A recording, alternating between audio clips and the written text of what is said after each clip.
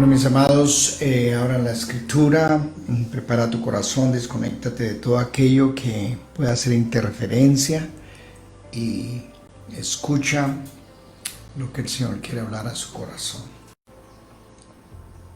Cuando usted se come unas papas, una zanahoria y un arroz, ¿a quién se le ocurre agradecer al campesino que sembró esa papa, ese arroz, esa zanahoria, esa yuca? Ese fue un trabajo duro y arduo de alguien que sembró para poder nutrirnos a nosotros. Y esa es la vida. La vida es una constante siembra y cosecha. Pablo trabajó este tema. Pablo usó mucho las figuras de la agricultura, y Pablo, al cerrar toda la carta de los Gálatas, en el capítulo 6, Pablo aborda este tema de lo que es sembrar. Y vamos a trabajar unos 4 siembras que él habla en este capítulo 6 de Gálatas.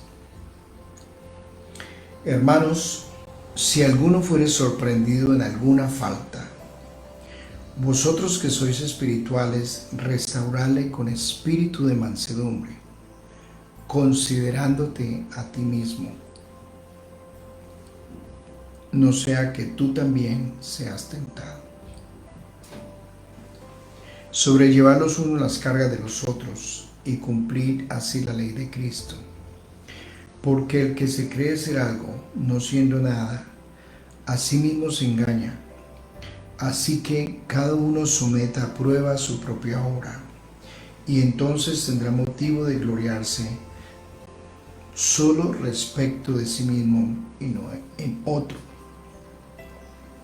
Porque cada uno llevará su propia carga.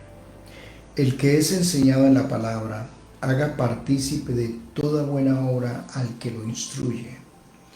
No os engañéis, Dios no puede ser burlado. Pues todo lo que el hombre sembrare, eso también segará. Porque el que siembra para su carne, de la carne segará corrupción, mas el que siembra para el espíritu, del espíritu segará vida eterna. No nos cansemos pues de hacer el bien, porque a su tiempo segaremos si no desmayamos. Así que según tengamos oportunidad, hagamos bien a todos, y mayormente a los de la familia de la fe. El tema que vamos a trabajar lo hemos titulado "De lo que sembramos, recogemos". Y usted nota que en el capítulo 6 que acabamos de leer, él enfatiza el concepto de la siembra. Pablo apela a una figura de la agricultura que es la lógica. Un campesino recoge de lo que siembra. Si no siembra nada, pues no recoge nada. Esa es una lógica. Y Pablo apela también a decir que en esa lógica, pues a Dios no lo podemos tampoco engañar nosotros. Como es que yo lo voy a engañar? La vida es un proceso de sembrar y de recoger. Usted siembra malas acciones o buenas acciones, y cada una de ellos tendrá sus propias repercusiones. Todos un día tendremos que responder ante un tribunal de justicia, como dice Pablo en Corintios, y vamos a tener que responder frente a las semillas que se nos entregó aquí en la tierra. ¿Qué hicimos con ellas? ¿Cómo multiplicamos? ¿Cómo la administramos? ¿Qué hicimos con la vida, con los recursos y los talentos? La vida es así. La vida es un proceso constante de recoger y sembrar. Hoy nosotros recogemos lo que nuestros antepasados sembraron. Los misioneros, los padres, las generaciones pasadas sembraron bien o mal, pero hoy somos el fruto de lo que otros sembraron. Y somos el resultado hoy de lo que hemos sembrado ayer y seremos el resultado mañana de lo que sembremos hoy. Esa es la vida. La vida es un constante sembrar y recoger. ¿En qué áreas Pablo acá nos enseña que debemos de nosotros sembrar y para recoger bien? En primer lugar, como he mencionado, vamos a hablar de unas 4 áreas que él habla de que debemos de sembrar para recoger bien. Y en primer lugar, sembramos en restaurar hermanos caídos. El capítulo 6, versículo 1 dice: hermanos, si alguno fuere sorprendido en alguna falta, vosotros que sois espirituales, restaurale con espíritu de mansedumbre, considerándote a ti mismo, no sea que tú también seas tentado. Sobrellevar los unos las cargas de los otros y cumplir así la ley de Cristo.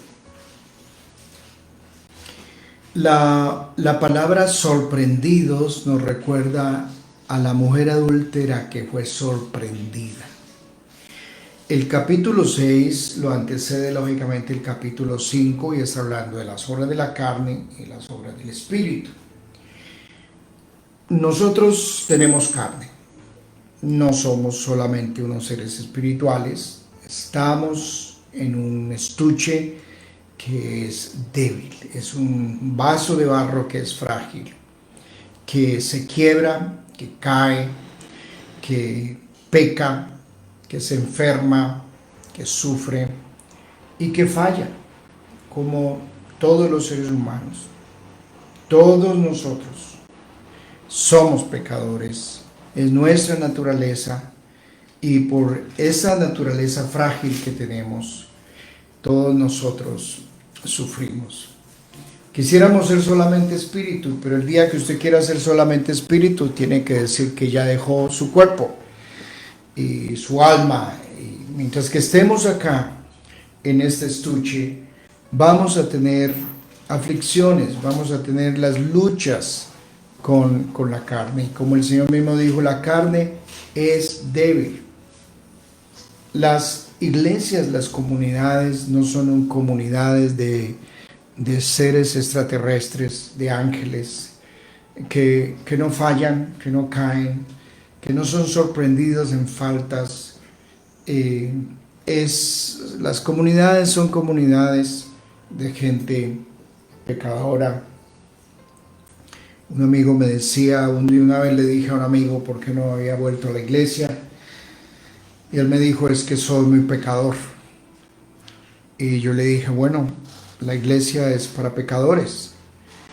Pero tristemente, a veces yo creo que el mensaje que él comunicaba es que las comunidades parece que son formadas por club de santos, donde nadie peca, nadie falla, nadie se equivoca, nadie cae, nadie tiene debilidades y problemas. Y a esta comunidad de los Gálatas, era normal que Pablo les escribiera y le dijera, mira, cuando un hermano cae, ustedes, los que son fuertes, los que son espirituales, los que están fortalecidos y no han caído, pues su responsabilidad no es caerle encima, no es caerle con piedras como fue sorprendida la mujer adúltera, y lo que hicieron fue caerle con piedras. Lo que él dice acá, no le caiga encima, no lo acabe de hundir, no lo destruya, no lo abandone, no lo deje solo. Alguien escribía y decía que la iglesia es el único ejército del mundo que remata a sus heridos. Y en la guerra no es así. Por lo regular, los soldados cogen sus compañeros heridos y los llevan, los sacan en camilla, los ayudan para que salgan. Mucho de la gente que está sufriendo y abandonada en las comunidades y en este mundo tan cruel que es que les han caído encima les han destruido en lugar de restaurarles. Vivimos en un mundo implacable. Hoy, si eres el Messi que hace goles, todo el mundo te acompaña y te aplaude. Pero si mañana bota un penalti, todo el mundo le va a decir las palabras más terribles, lo va a abandonar y si hay posibilidad lo matan.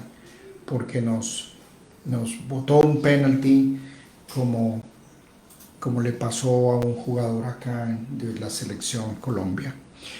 Un día estaba en la gloria y el otro día falló y lo mandaron a matar. Así somos los seres humanos y es horrible. Entonces Pablo está diciendo, mire, considérate a ti mismo. Usted se le olvidó quién es, se le olvidó que usted también es frágil, se le olvidó que usted también peca, se le olvidó también que Dios ha tenido misericordia contigo, que te ha perdonado tantas veces, que te ha restaurado, que te ha dado la mano, que no te ha mandado al infierno. Se te olvidó que tu condición y tu naturaleza es también mala, pecadora. Por eso el Señor dice no juzgue, para que usted no le juzgue. De la medida que usted mide, a usted le van a medir también. Entonces, el concepto acá de llevar la carga del hermano herido es la ley de la vida. Hoy en día, hoy usted está fuerte y hoy usted carga una camilla y lleva al herido. Pero mañana tú puedes estar en la camilla y a vos te están llevando. Entonces, cuando Pablo dice, mire, considérate a ti mismo. Y le quiero decir una cosa, uno siempre juzgando, abandonando, apuñaleando, dando piedra, rematando, difamando, acabando con el hermano, pues de eso vamos a recoger un día. Un día a usted se le devuelve porque esto es boomerang. Un día a usted se le devuelve y de la forma como usted sembró y pagó, de esa forma usted va a recoger, usted o sus hijos. Bienaventurados los misericordiosos, porque ¿qué dice el Señor? Porque alcanzarán misericordia. Siembra en amor, siembra en misericordia, siembra en perdón, siembra en gracia, siembra en compasión, porque seguramente de eso un día usted va a recoger. ¿Cuántas personas han caído en desgracia, sea económica, sea en su salud, sea un pecado que cayó, y están hoy sufriendo? ¿Y a cuántos, como buenos levitas y buenos sacerdotes, los hemos visto heridos en el camino y hemos pasado de largo? Y lo máximo que hemos hecho es, de pronto, yo voy a orar por ti. Pero hemos dejado al hermano abandonado en el camino, sufriendo. Y aquí entonces Pablo dice, restáurele. La palabra en el original restaurar es soldar un hueso. En el griego es la idea que comunica. Es una persona que se quebró emocionalmente, se quebró en cualquier área de su vida, económica, en salud o en su vida espiritual, porque pecó, porque cayó. Que me parece una pastoral hermosa de Pablo, porque Pablo mismo fue recogido por un Ananías cuando estaba quebrado en el suelo, estaba ciego, estaba abandonado, se sentía abandonado en un cuarto oscuro, estaba, como es el término que uno utiliza mucho, en la total inmunda, estaba mal. Pero vino un Ananías, no para recordarle su pecado, su pasado y todas las cosas malas que había hecho, y a acusarlo y decirle que lo merecía y que era un desgraciado y que tenía que pagar ahora por todo lo que había hecho y que Dios lo había castigado. No, lo trató de hermano, lo abrazó seguramente, le puso las manos, lo pastoreó y lo ayudó. Pablo tuvo unos Ananías, tuvo un Bernabé que que abogó por él, que lo defendió en la iglesia de Jerusalén cuando lo rechazaron y cuando la iglesia iba a cometer un error terrible en sacar y menospreciar a Pablo. Pero hubo un Bernabé que se hizo al lado, que lo acompañó, que lo levantó y lo ayudó y lo catapultó. Ha tenido usted ese Bernabé, ha tenido usted ese Ananías, ha tenido usted esa persona que en el momento más difícil de su vida, cuando usted estaba tirado allá en el camino, herido, despreciado y rechazado, y tantos pasaron de largo y te dejaron. Pero Dios mandó un Ananías, mandó un Bernabé, mandó un Paráclito que te consoló, que te confortó y te levantó.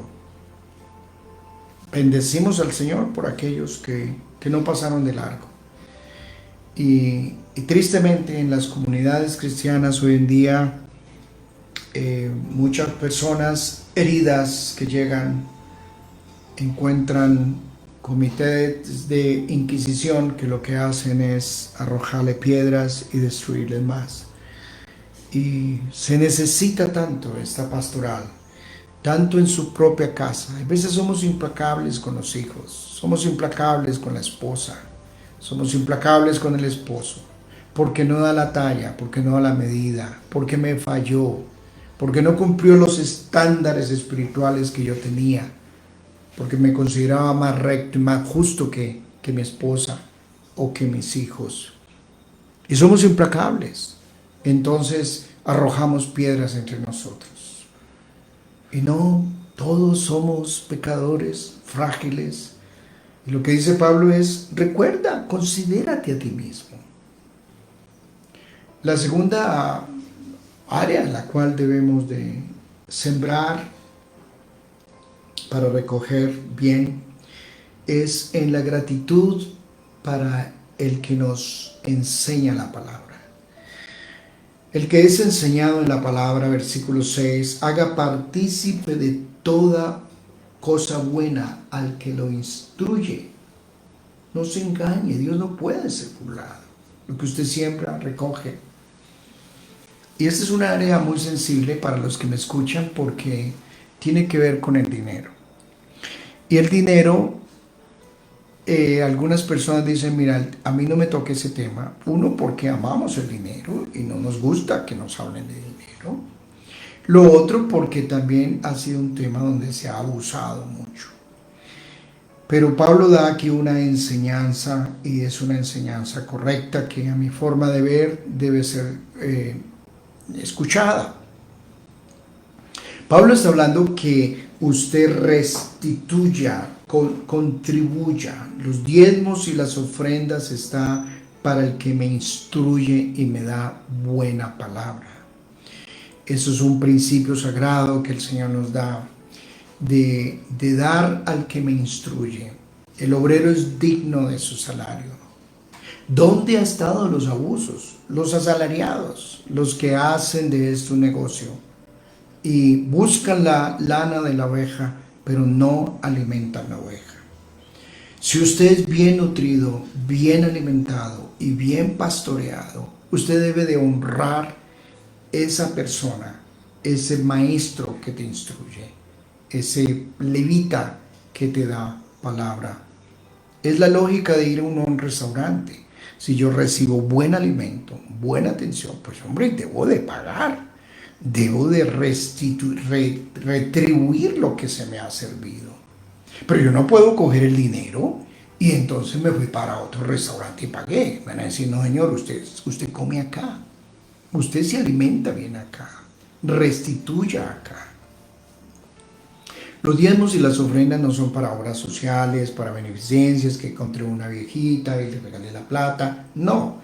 Nosotros como familia diezmamos a las personas que nos instruyen a nosotros. Pero como familia también sacamos una porción para acordarnos del pobre, del huérfano y del necesitado. Esta enseñanza es importante que usted la tenga en cuenta porque muchas personas que no honran sus maestros y no siguen las instrucciones bíblicas, viven mucha escasez. Su dinero se le va en saco roto. Muchas de esas personas no entienden por qué no recogen buena cosecha. Y no solamente en la economía, es en la salud, en la paz, en la vida. Es una cosecha que se recoge en forma integral. Porque el Señor dice que hay que cuidar al profeta y hay honra para el profeta. Sembramos acá en fe. Nosotros sembramos acá en una emisora y no sabemos quiénes nos escuchan, quiénes son alimentados, pastoreados, quiénes reciben. Ojalá usted que me escucha pueda también contribuir y honrar si en esta emisora recibe buena palabra, pues también contribuir y honrar los maestros que te dan buena enseñanza. Y como dijo Pablo, no lo hacemos porque tengamos necesidad, lo hacemos para que esto traiga beneficios a su cuenta personal, para que usted traiga cosecha, para que reciba cosecha de bendición, de multiplicación, para que reciba bendición en su propia casa. Y si lo va a hacer, hágalo con gozo, con gratitud. No se come el cuento que es que ellos no necesitan. Eso es otro asunto. El asunto es lo que usted debe de honrar al Señor. ¿Usted ha visto por qué su dinero se le va en saco roto? Porque no ve la multiplicación. De pronto, usted siembra muy poco para el reino de Dios y para honrar los que te enseñan y te instruyen bien en la palabra. Y mi querido hermano, usted no puede burlar a Dios. Él es el que te da el poder para hacer las riquezas. El dinero viene de Él. Todo viene de Él. Lo que devolvemos es que no es gran generosidad de mi parte, porque de todas maneras se me dio para que entregara. Y ese es el principio. Entonces, siembra en el reino, siembra en los maestros, siembra en la obra del Señor. Pero siembra donde es bien alimentado, no de la plata donde solamente no te dan alimento, pero están detrás de tu dinero. Ahí no es un buen terreno para sembrar. Ahí no. Una persona me decía, ¿por qué yo no veo mi multiplicación del Señor en mis finanzas si yo doy mi plata? Y le dije, ¿usted a quién se la da? Y descubrí que la estaba dando en un terreno equivocado. Dije, ahí no está correcto, ahí ese terreno no es sano, no es bueno. Y ahí a usted le están dando esos espinos en lugar de buenos frutos, de buen alimento. Cambió, el Señor lo reorientó y vio la gran diferencia ahora en sus finanzas. La tercera área que nos habla de que debemos de sembrar bien es sembremos en la vida espiritual. Porque el que siembra su carne, de la carne segará corrupción, mas que el que siembra para el espíritu, del espíritu segará vida eterna. Todo tiempo que usted invierte en la palabra del Señor, todo tiempo que usted invierte orando, todo tiempo que usted invierte consagrando su vida para Dios, es sembrar en el espíritu. Tal vez ahora usted no vea la cosecha, porque eso es como una semilla que se siembra debajo de la tierra y usted no ve. Pero un día va a resultar el fruto, se va a ver el árbol frondoso, se va a ver el carácter trabajado, transformado. Sembrar en el espíritu cuesta. Es sembrar en disciplinas, en abstinencia, en obediencia. Es madrugar todos los días a escucharle al Señor. Y cuesta, porque a veces uno quisiera estar dormido toda la mañana. Nos cuesta a nosotros orar. Es una lucha espiritual tremenda. Pero Pablo dice, siembra para el Espíritu para que vea cosecha. Usted dice, ¿por qué vivo en tanta ruina espiritual, tanto desierto espiritual? Porque no veo frutos de los dones del Espíritu, del carácter de Dios, frutos de sabiduría, de conocimiento, de revelación, de consejo. ¿Por qué mi jardín es un jardín abandonado y árido? ¿Por qué no veo fuerza y poder en el Espíritu en mi vida? Bueno, porque no siembras. Y esto es sembrar con lágrimas para recoger un día una cosecha. Un árbol frondoso no surge de la noche a la mañana. Es el sembrar con paciencia, es el madrugar a postrarse, es el madrugar a escuchar al Señor. Pablo dice, no siempre para la carne. Eso es sembrar en pereza, eso es sembrar escuchando basura que no debe escuchar, viendo basura que no debe ver. Es sembrar para los apetitos de la carne. Eso te va a traer corrupción, no te va a traer bendición y vida eterna.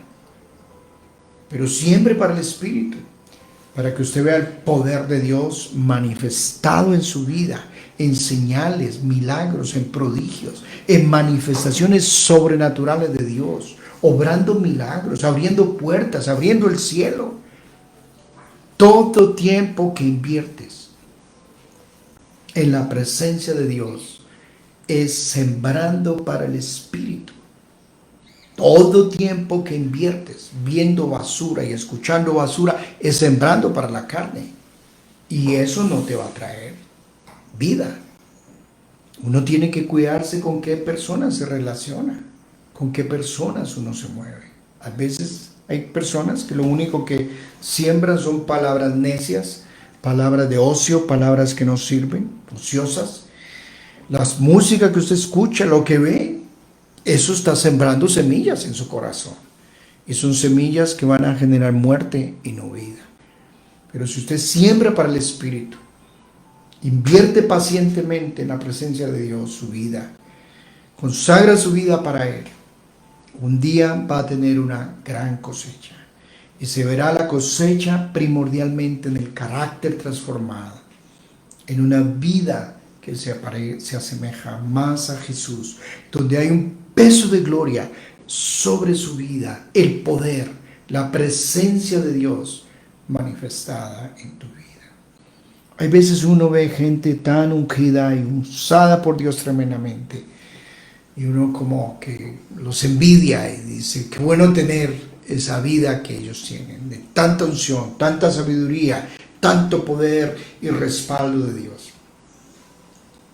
Pero cuando uno va con ellos y habla con ellos, ellos dicen, mira, este es el precio que yo pago, de una siembra como de un campesino, de madrugar, de arar tierra, de luchar en desiertos, de derramar mi alma delante de Dios, de confesar mis pecados, de tomar decisiones. Y hoy es el fruto que veo. Entonces, Pablo en el contexto del capítulo 5 habla de las obras de la carne y del Espíritu. Entonces dice, usted decide a quién satisface, al Espíritu o a la carne. ¿En qué siembra? Y de eso usted va a tener la cosecha. Y por último, Pablo habla de sembrar en hacer el bien.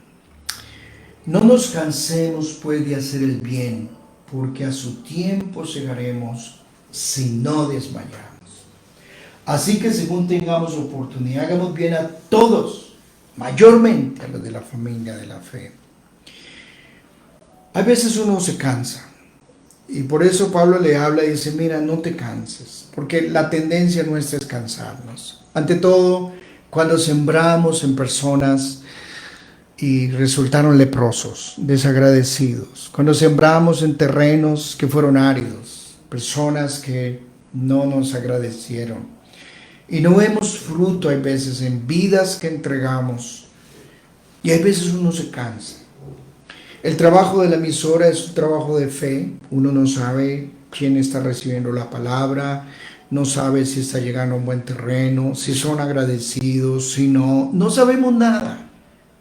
Y hay veces uno dice, venga, vale la pena. Pablo dice, no te canses. No te canses, porque puede ser que de esa persona en la cual usted sembró y entregó su vida no recogió fruto, pero Dios usó otra persona para recompensar tu trabajo y honrar tu trabajo. Dios usa medios y formas creativas para honrar nuestras vidas, para bendecirnos. No te canses de tener misericordia, no te canses de ser generoso, no te canses de dar con amor, no te canses de invertir en vidas, en levantar los caídos. No te canses de orar, de agradecer, de bendecir, que un día la cosecha la tendrás acá, pero también en la eternidad. Algunos van a tener gran sorpresa, que van a encontrar los graneros vacíos del cielo. En el cielo totalmente vacíos los graneros, porque lo que hicieron acá fue llenar graneros en la tierra. No fueron graneros de generosidad, de semillas que compartieron con otros, de bendecir vidas y de hacer el bien. Son más los que hacen el mal. Los que hacen el mal nunca se cansan. Así es el diablo. El diablo nunca se cansa de robar, de matar, de destruir. Son más poquitos los que hacen el bien. Y cada vez va a haber menos gente que hace el bien, porque cada vez la gente va a estar más cansada. Cansada de la ingratitud, cansada de arar en desiertos, de entregar la vida, de orar por personas que no te agradecen, que mañana te difaman, que mañana cuando tú estés fundido te van a caer mal. Pero sigamos el modelo de Jesús, que nunca se cansó de amarnos hasta el fin y de perdonarnos. Nos dio ese ejemplo, pero el Padre le honró, le recompensó y lo exaltó y le puso nombre que es sobre todo nombre. Busca más la recompensa en el Señor, porque de los hombres de pronto no lo vas a recibir, de pronto ni aun de tus propios hijos, ni de tu propia familia, de pronto no lo vas a recibir el día que tú estés en la mala. Van a pasar de largo y te van a abandonar, pero en el Señor hay recompensa. Dice Hebreos que Él no es injusto para olvidar el trabajo de amor que habemos mostrado hacia los santos, sirviéndoles aún. Dios usa medios para recompensarte. Él es creativo y Él se las ingenia cómo honrar tu trabajo y cómo honrar lo que hace. Porque como dijo Pablo, el trabajo en el Señor no es en vano. Y todo lo que hagamos para el Señor no es en vano. No se canse de hacer el bien, porque un día lo recogerás tú y tus hijos y tus generaciones, aquí o en la eternidad. Muchos siervos del Señor pasaron a la historia sin haberles honrado y recompensado. Trabajaron duro en las montañas. Los misioneros que vinieron les dieron piedra, los mataron. Sembraron la palabra en medio de tanta dificultad.